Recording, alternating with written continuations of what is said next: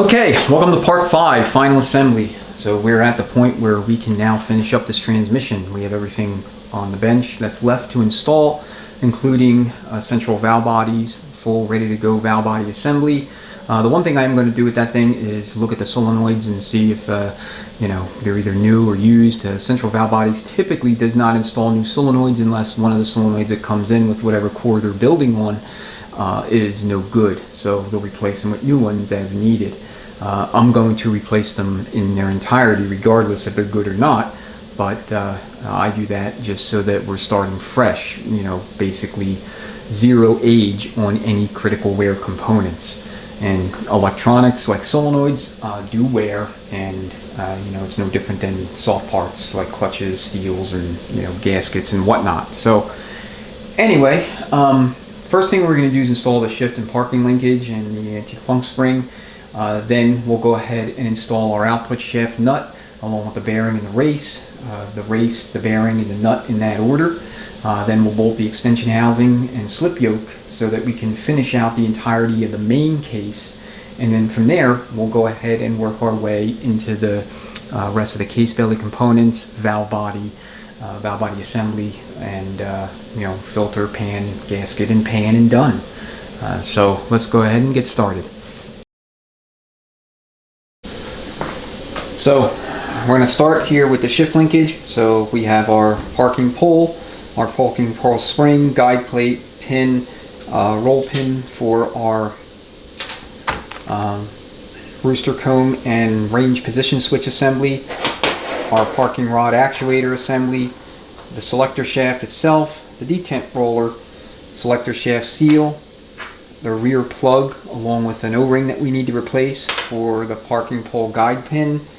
And then we also have our output shaft nut, our bearing race, and the bearing, which is soaking over there in transmission fluid, along with our tube seals and rear distributor seal for the lube circuit that pushes oil to the rear extension housing bushing, our speed sensors with new bolts, our wiring harness.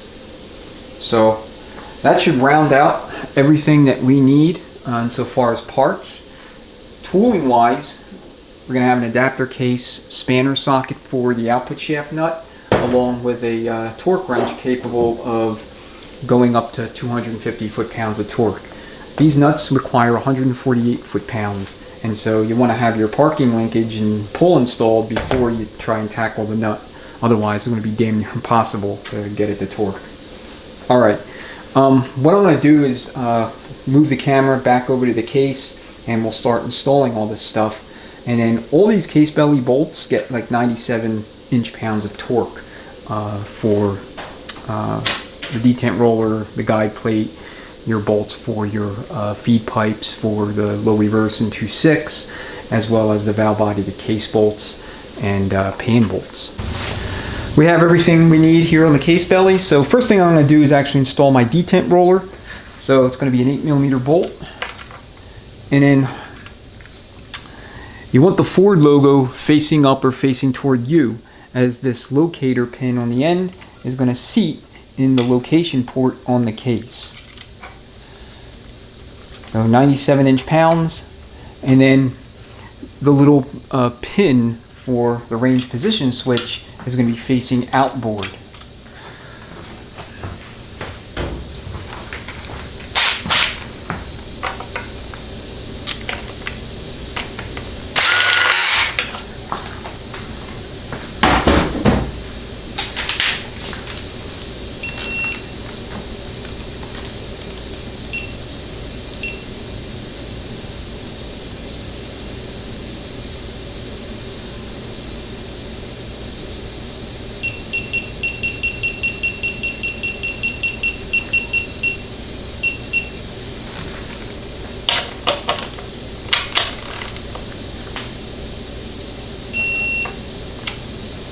So went to 100 inch. That's fine. Not gonna hurt nothing. All right. Next thing I want to do is go ahead and install my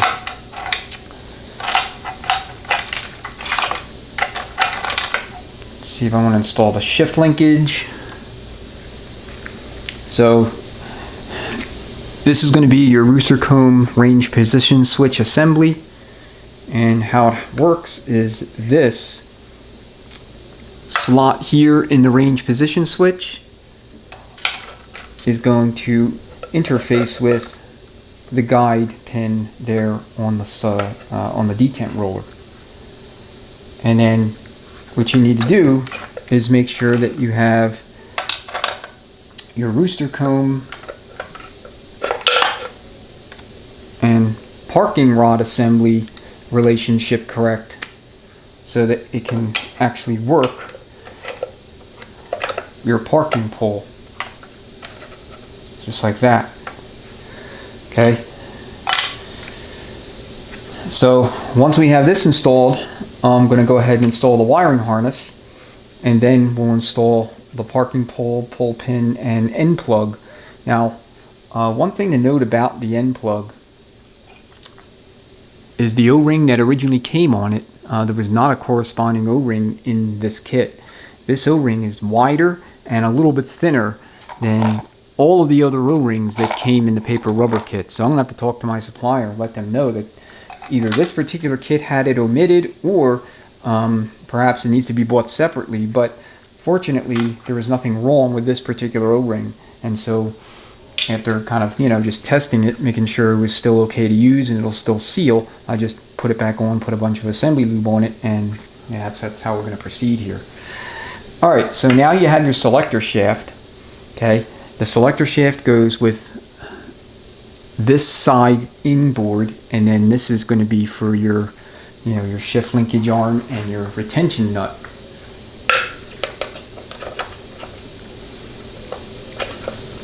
So your roll pin has to go in the corresponding locations for it on both the rooster comb as well as the selector shaft. So do the best you can to get it in there, and then line up the roll pin. I should say each of the ports or holes or whatever you want to call them. You can kind of center them up a little bit with another punch, and then I'm going to have to grab a bigger punch that will accommodate that roll pin.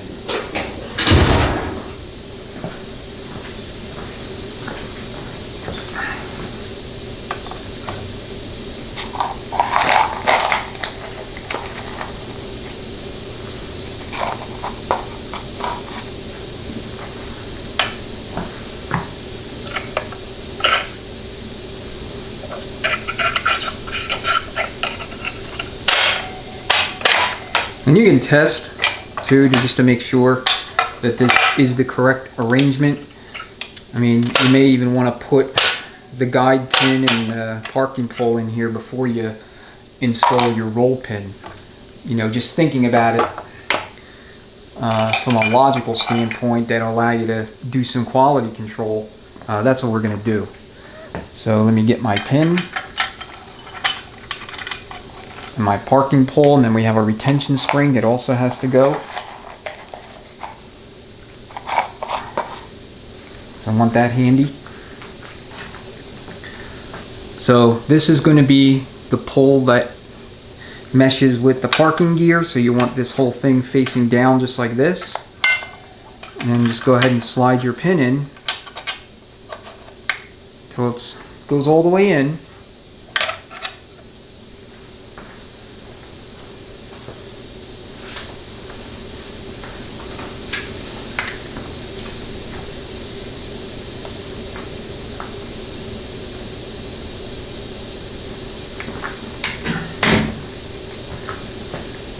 And then we'll grab our plug and install that.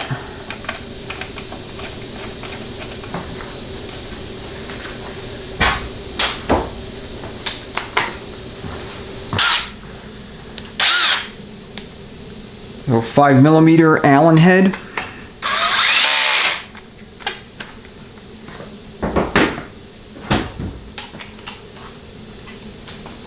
And this receives 26 foot-pounds of torque.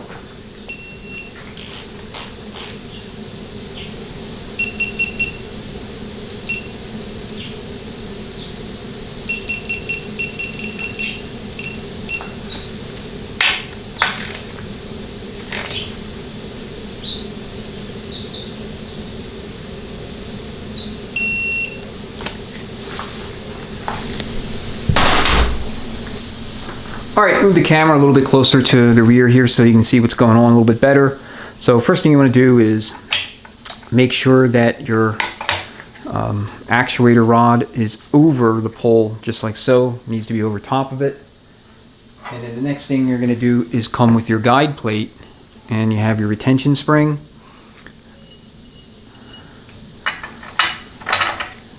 So the big end's going to face rearward, and you just want to slip it under here to engage the pole, and then come over with it, hook it into the guide plate, and then line up your bolt holes. So 97 inch-pounds on these bolts as well.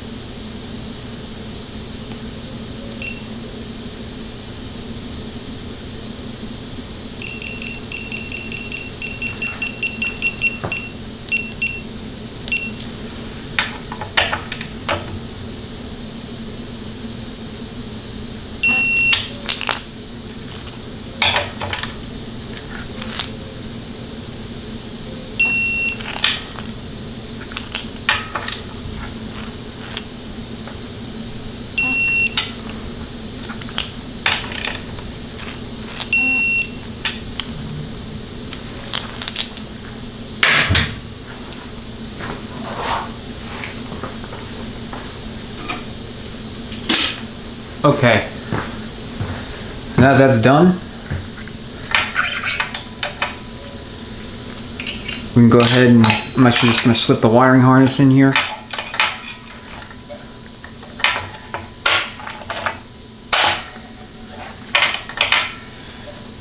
I'm going to take the selector out.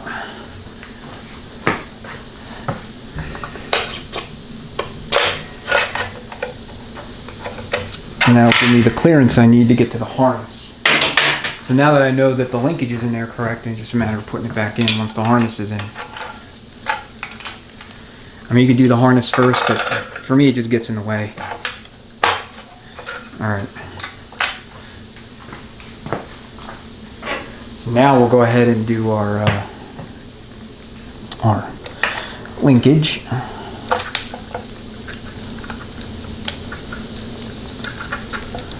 That back in there. Situate this on, make sure that I'm connected and engaged on my pin for the range position switch. Grab my selector, and you could put the selector shaft seal in either now or after the fact, it doesn't really matter.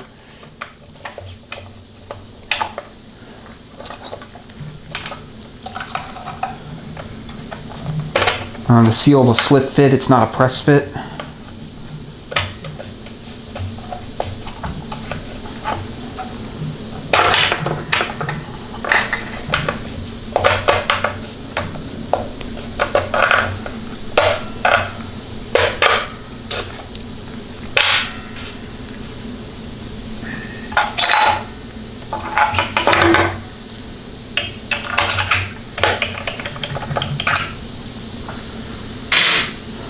Alright, now it's time to install the roll pin.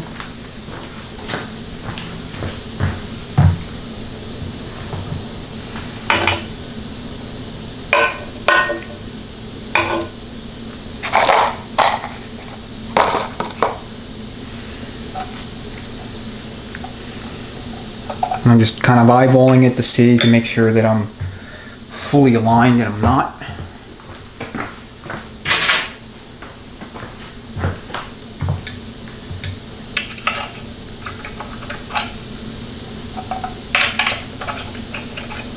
Alright, now I believe I am.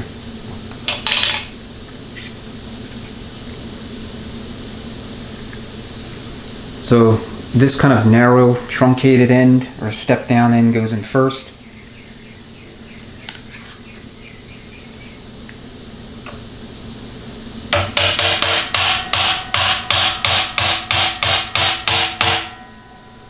And then smack it home until you're literally 50-50 in terms of exposure of the roll pin on each side of your rooster comb. So I used 3/16 of an inch punch, and then to center and align everything I used a 1/8 of an inch punch, so 125 thousandths. All right.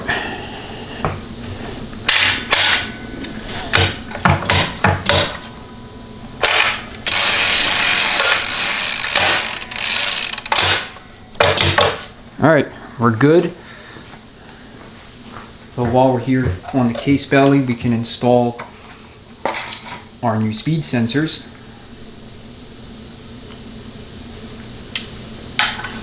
They are exactly the same. One for the front, one for the rear.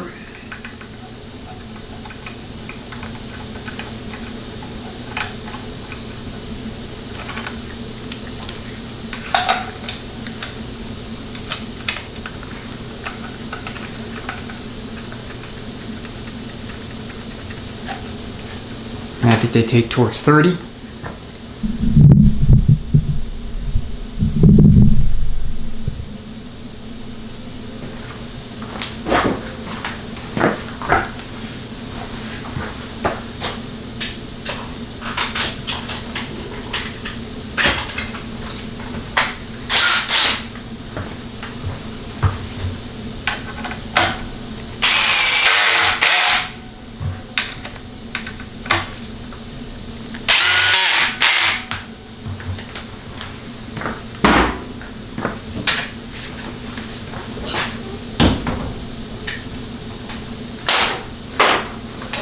Alright, 97 inch-pounds on these as well.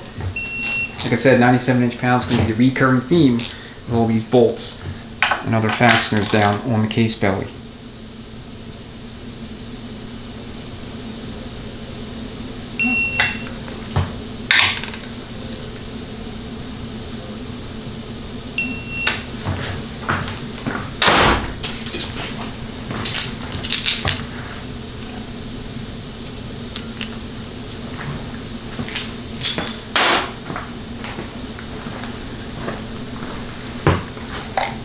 Alright, here is the selector shaft seal.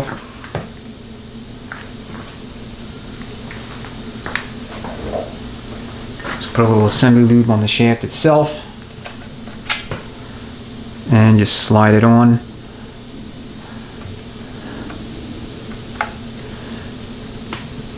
Oop. This thing wants to travel and go places. And you just press it in, and that's it. It's pretty straightforward.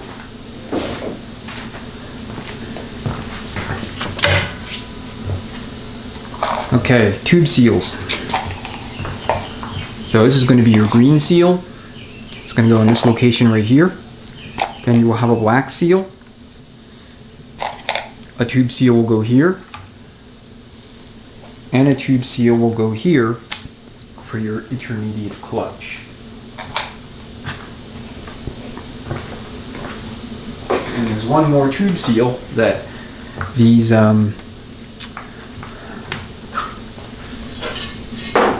two-wheel drive units take. Okay, so you can see here, you just use your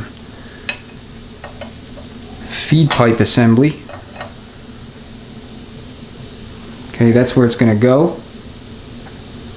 You notice the blue tube seal goes right here, corresponding to that location on the feed pipe.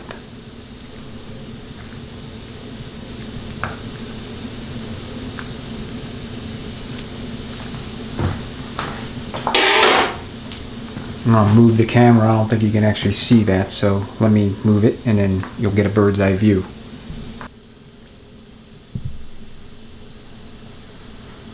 Alright, so you should see where the rear tube seals go at this point.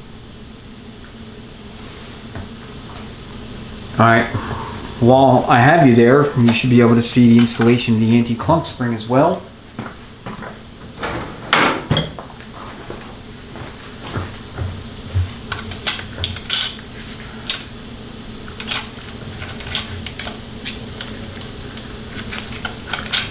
It goes in this way. I think I always forget which side is more optimal.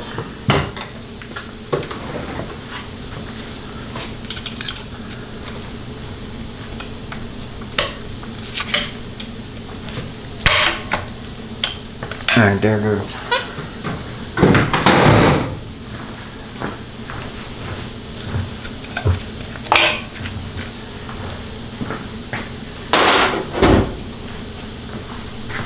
Alright, there's one last little seal that we need to install. It's going to go onto the rear of the case.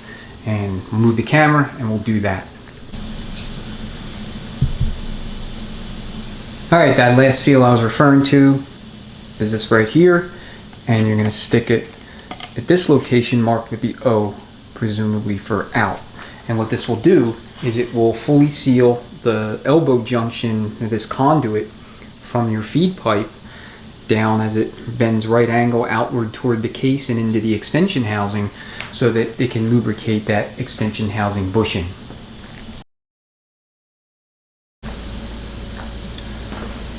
Alright, so here's the bearing and the race along with the nut.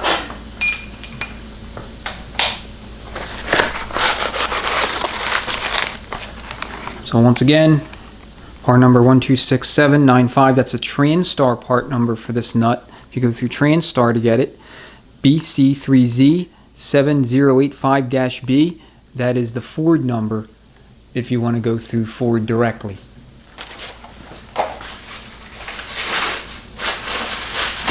So it already comes with Loctite. The one thing I'll point out just real quick before we install everything is that as far as the bearing races are concerned, there's actually two different designs. Alright, this one here is more or less uniform in thickness from the inner diameter to the outer diameter. This is what came on this transmission. This one came on another 6R140, and this has a beveled inner diameter. Some dog fights about to happen. People can't control their animals. Anyway,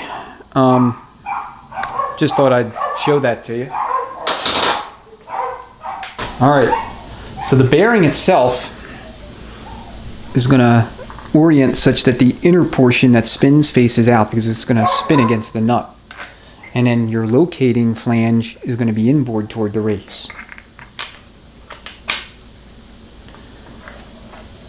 And then your nut, it's going to have thread locker already installed.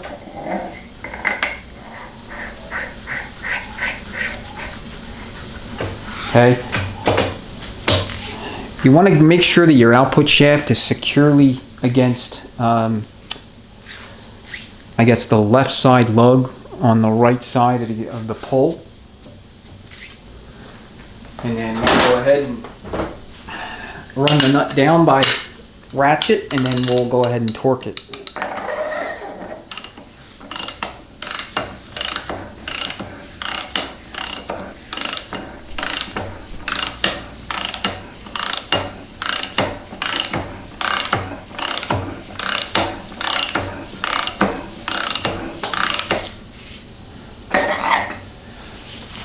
(148 foot-pounds).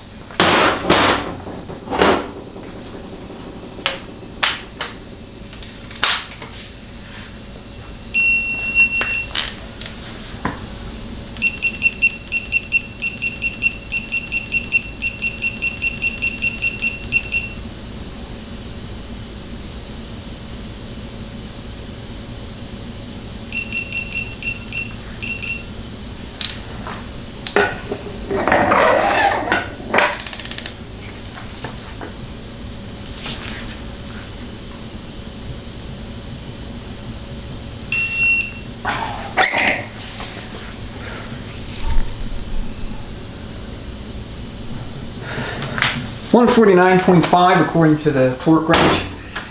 That's also fine.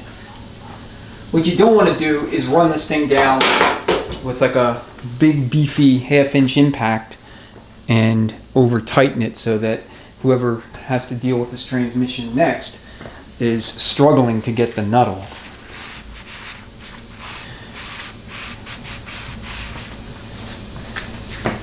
Okay, we'll go ahead and take it out of park.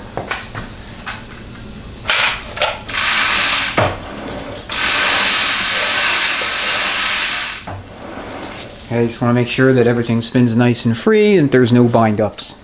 Nothing weird going on. Alright. Alright, so extension housing, pretty straightforward deal. Just lube up the new bushing if you haven't already. And then this particular housing had this seal as opposed to the shrouded seal. So this is part number RC4P7052-EA. Again, I can't tell through the viewfinder if you'd be able to see that or not. Like, I can't see it. So the tool I'm using to smack this on is going to be an OTC tool. It's T87C1175-B. It's for 6R80 bearing or something.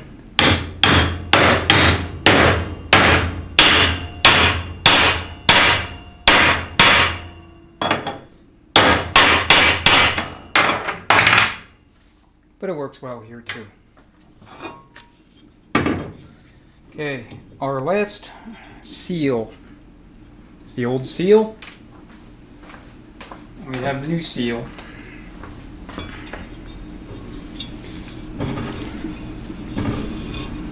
Oops.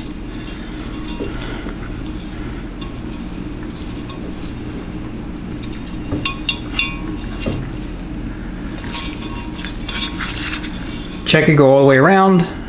Looks good. Again, there's already some grease on the seal, so no need to lube that up.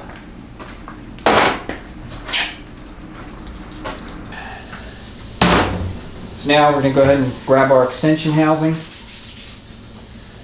I will have at this point spliced in video of me actually prepping the housing, so you'll have just watched that, although I did that yesterday. I wasn't sure exactly where to put it because I wasn't sure exactly how all this would unfold at that time. Alright, so we have our seal. I'm going to lube that up with assembly lube, and we could also lube the inner diameter of the sealing surface on the case itself just to make everything nice and easy.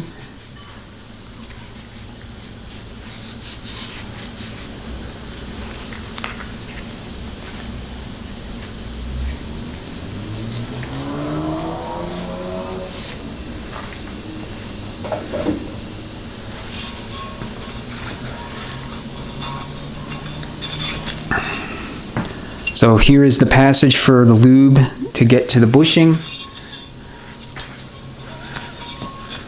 So that will line up with that seal so that you have no interruption of lubrication at that location. Whoa. Need to have my bolts ready. Alright. What I'm going to do is install just a couple of bolts to help me steady this thing while I press it into the inner diameter there for the O-ring so that it goes all the way on.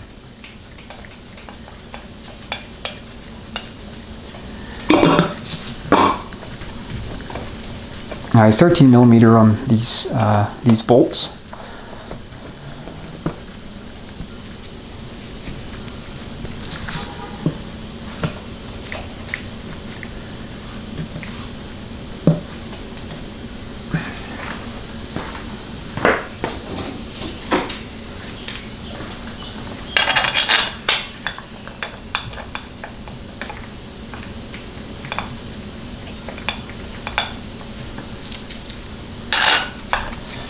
And then I'll go ahead and install that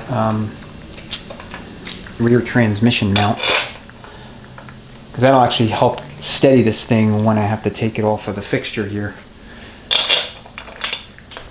And it doesn't flop around on my hydraulic cart. So one thing about Ford transmissions in general, at least insofar as the overdrive versions, I mean, they love their odd-shaped pans. And it creates a big problem when you're trying to, steady the thing when it's just sitting there on a bench or a cart or something. Alright, low power impact.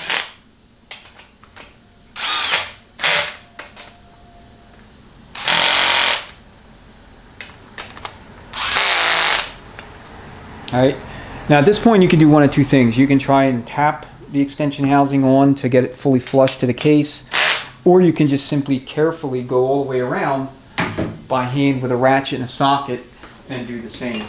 So I'm going to try the ratchet and socket method. And you just want to make sure that you're applying, tightening torque evenly, so that you don't get into a situation where it's going in cockeyed and potentially causes the seal to get cut.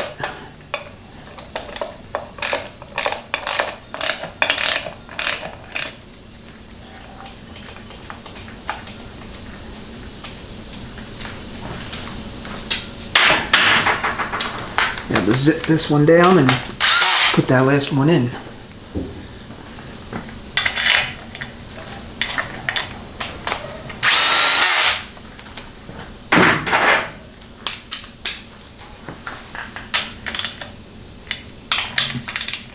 Okay, it looks like it made it nice and easy. Nothing weird going on. Okay, all of the 6 speeds, at least for GM and Ford, you want to make sure that you have the seal on the extension housing or transmission case adapter,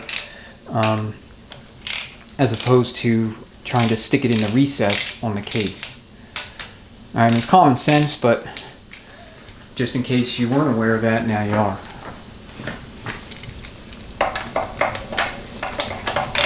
So a little bit of Captain Obvious thrown in there for you.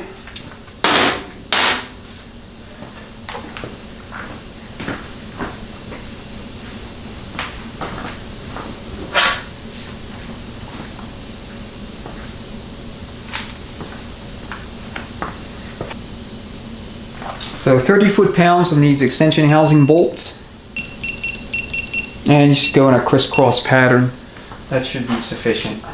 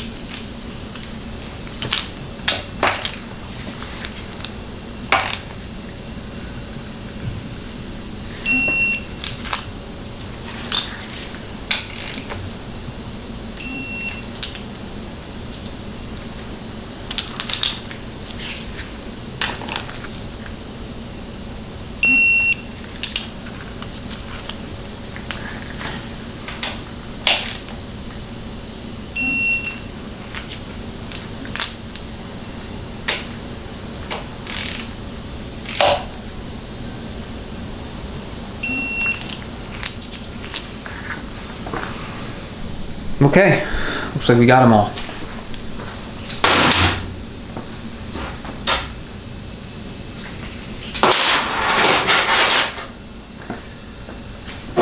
All right, now for adapter. So if yours happens to come in with the adapter, assuming your shop, or if this is your own, make sure that the front side is facing front. Okay, this mount is in good shape. I mean, it's got basically no cracking anywhere on the rubber support columns or blocks.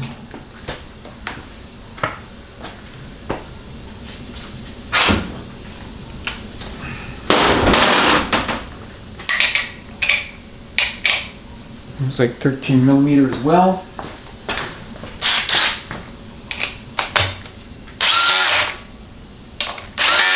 Alright, I gotta go find a torque spec for these because normally I don't see the mounts. So let me do that and then we'll torque them up. Alright, 36 to 38 foot-pounds is the torque that I was able to locate through a quick Google search. So we're going to do 36, see how that feels. If it's too loose, we'll go tighter. If it's too tight, we'll back it off and go a little bit easier on it.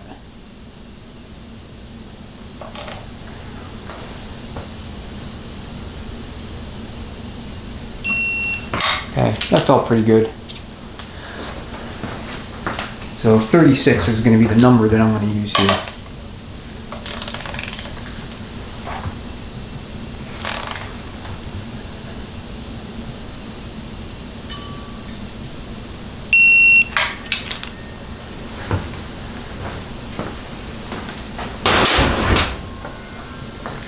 Alright, now for our bolt-on yoke.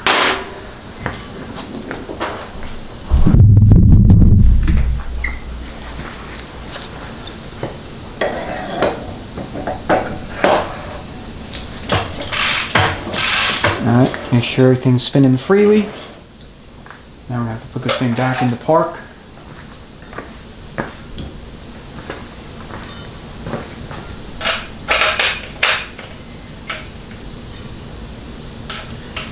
And I'm just throwing the lever on now. I'm not sure exactly what way it went on.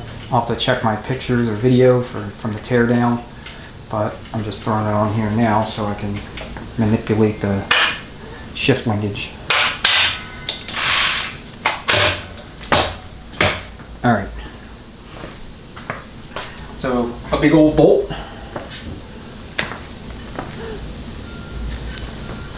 I also couldn't find any information about these being reusable or torque to yield, so I don't, not sure about that either. I'm going to let the customer know that if he needs to, he can replace that bolt. The 18 millimeter socket. And I typically torque these to like between 50 and 60 foot-pounds on all these bolt-on yokes for transmissions that take them, or I have the bolt and the yoke in my possession.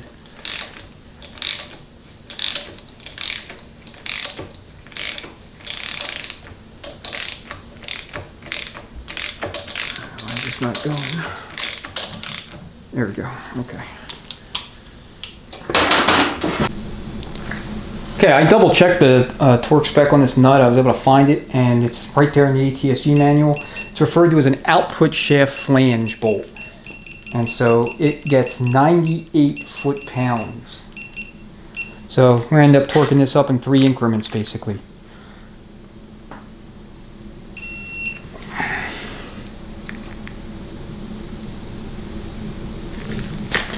Okay, now that that's settled, we can move on.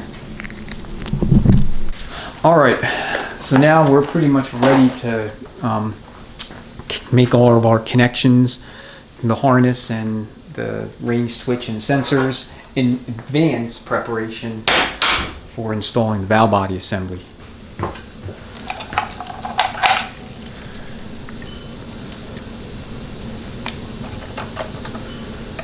So here's your range switch. It's going to go just like this.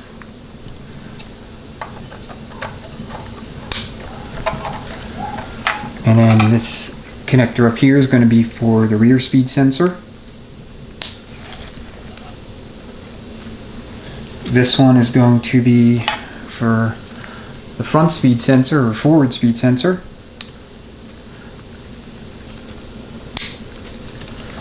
And the rest of these are going to be for your solenoids and your trans temperature sensor.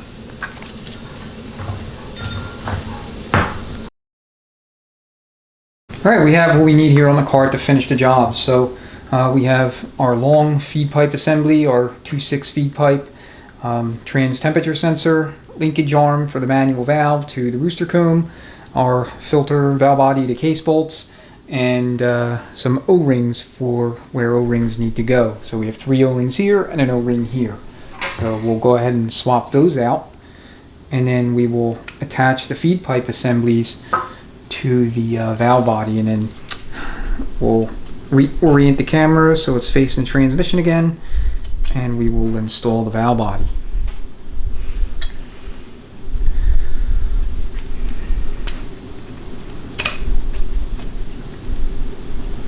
So I'm assuming these O-rings are actually new, or at least, you know, only 300,000, or excuse me, 300 miles on them. That'd be quite something if this thing had 300,000 on it. It has 300 before it failed. So, I mean, they felt new. They did not feel hardened or, you know, wore out in any way. Yeah, I kind of harped to some extent on this throughout the whole rebuild series because, you know, it's one thing for some aftermarket reman company to do half-ass work.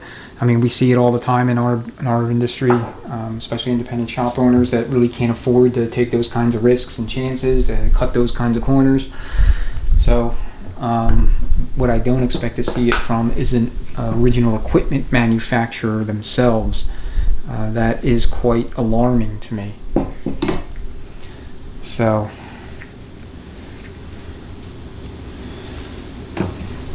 all right. So here is feed pipe locations.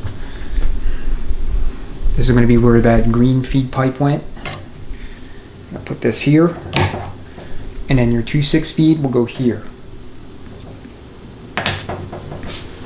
And now this thing is actually ready to bolt onto the case. So let me reorient the camera, and we'll put it in position and get everything tightened down, torqued up, and then finish this job.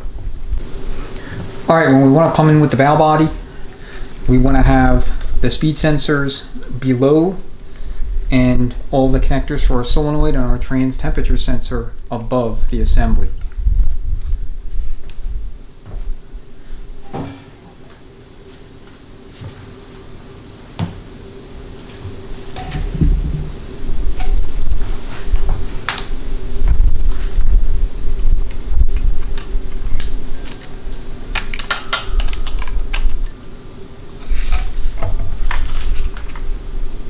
Alright, do the best you can to line everything up where it needs to go.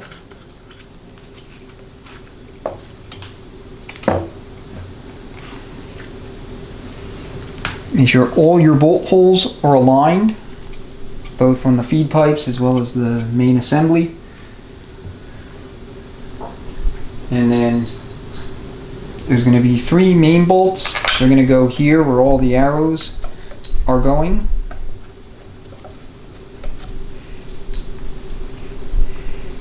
So these are your filter bolts. So you're going to have a center bolt, a perimeter bolt, and a bolt right here.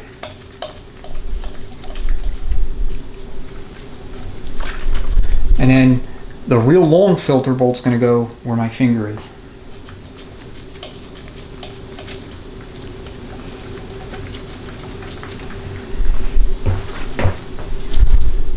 Okay, for our feed pipe, we have 3 Torx 30 bolts. I'll put them in, get them started.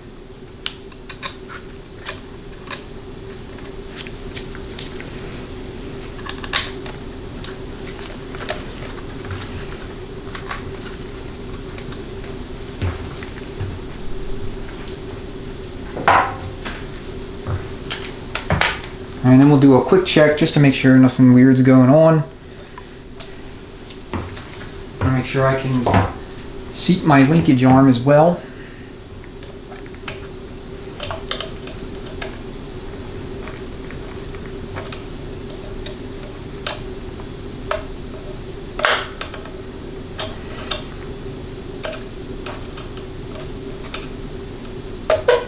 There we go. Okay, it can be done with the valve body on the case. You don't need to have the arm synced up, you know, ready to go as you're dropping the assembly on, like many other transmissions.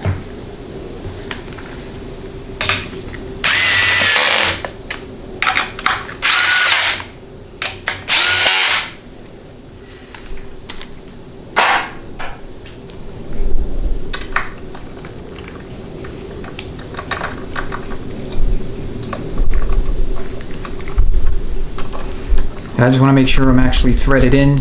Last thing I need is a cross thread to occur now. That would absolutely be horrific.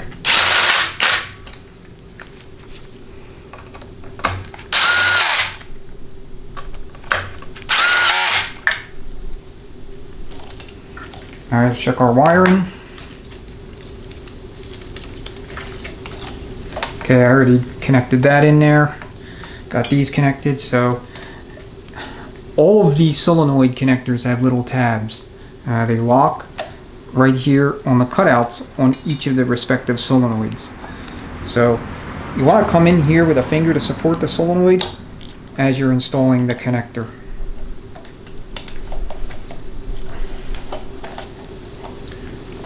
I'm trying to route this so that it's not in the way.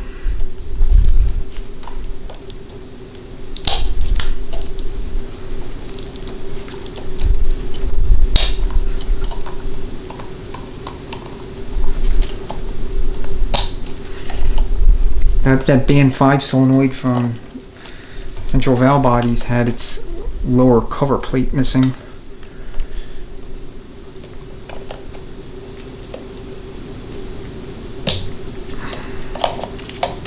This solenoid's a little different. I think it's a Rostra solenoid, the rest of these are OEM. But having supply issues with respect to solenoids and other things as of late. Alright, I still have to torque all the bolts, but here is your transmission temperature sensor. Put a little lube on the O-ring. And that's going to go right here. So basically you're going to install it just like this, with this tab starting out over here, and then you're just going to twist it until it locks into the notch. And there should be a locking tab over there. So your tab on the harness faces that. Okay. Alright.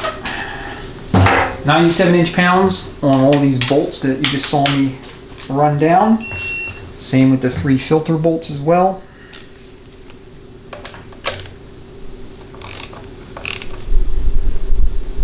And again, order does not matter here.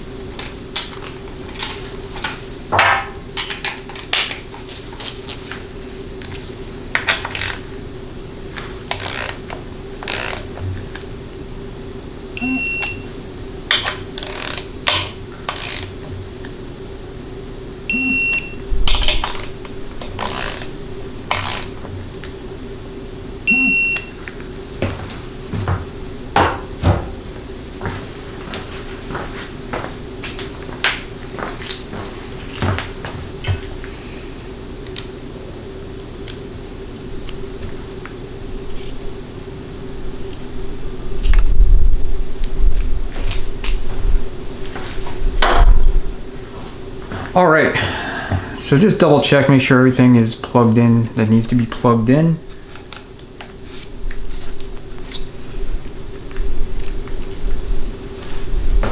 So we have our 2 speed sensors, our bank of solenoids, our range position switch, and our fluid temperature sensor. So now for the filter.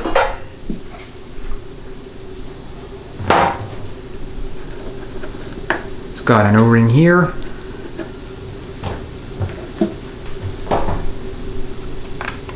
Now lube up your pickup port as well.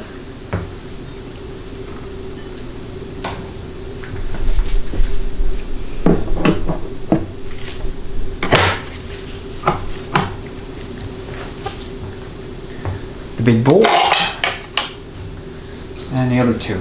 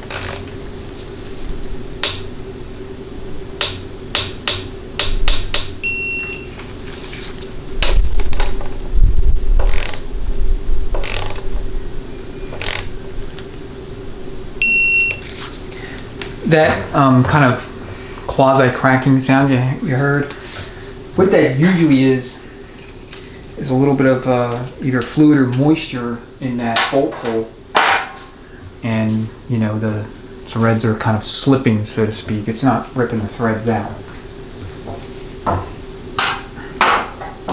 Okay, so now we have pan gasket, and all the bolts.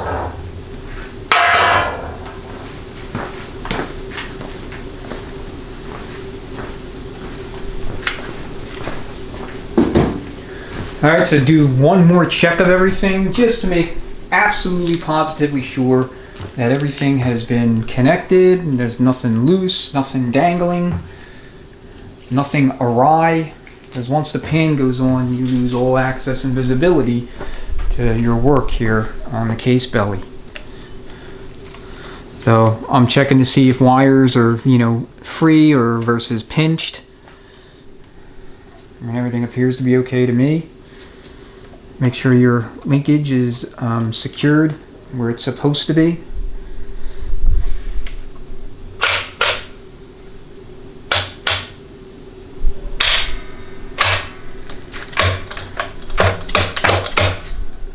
Alright, everything seems to be in good order. So let's go ahead and put the pan on. So first we have our gasket. And this is a reusable style pan gasket in that on each side you have the rubber sealing surface, and then there is a metal endoskeleton of sorts. So it's basically like a bonded gasket.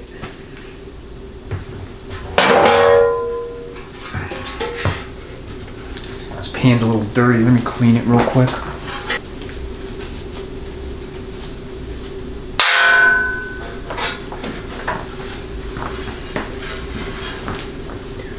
Alright, make sure there's a magnet.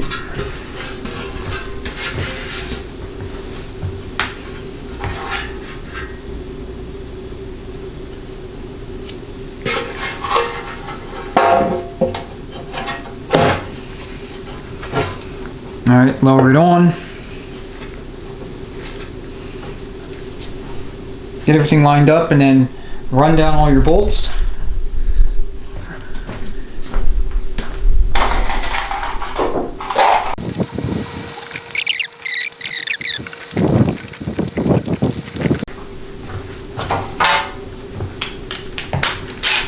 Eight millimeter on everything.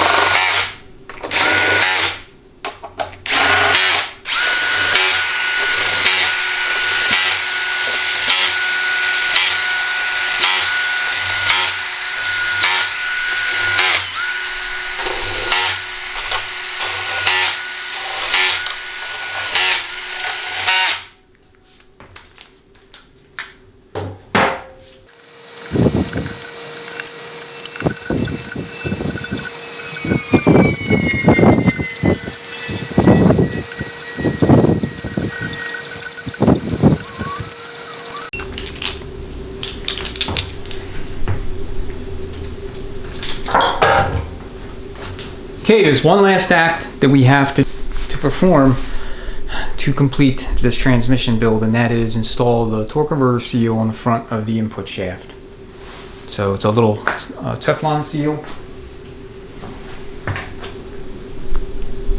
and it goes on rather easily. You don't need any sizing tools for it. So I'll reposition the camera, we'll do that, and then we'll get this thing off the stand onto the bench so we can summarize the build.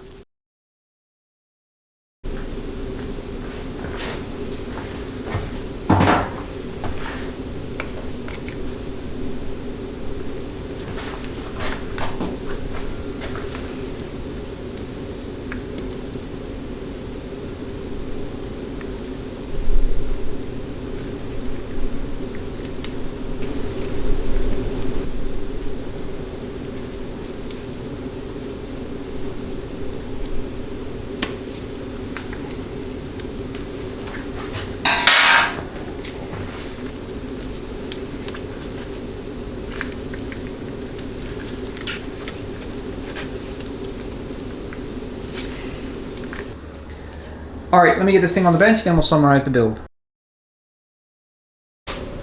All right, we made it. So if you made it with me this far, thank you so much for watching.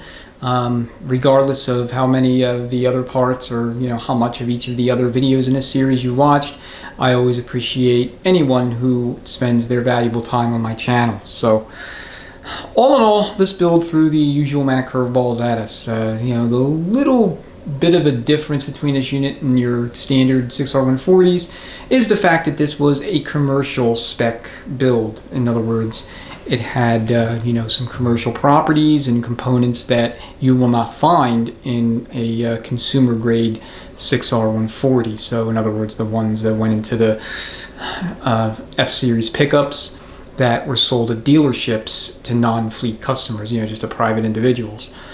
So anyway, long story short, I think everything went well. We had, a couple of things, that we had to overcome when it comes to clutch clearances, and I was a little concerned, it was a little scary for a second there with the end plate check in the front because, like I said, I had no other selective. It was going to be that or nothing, and looks like we're at minimum spec, and I'll be honest, I think we're probably closer to 10 to maybe even 12 thousandths.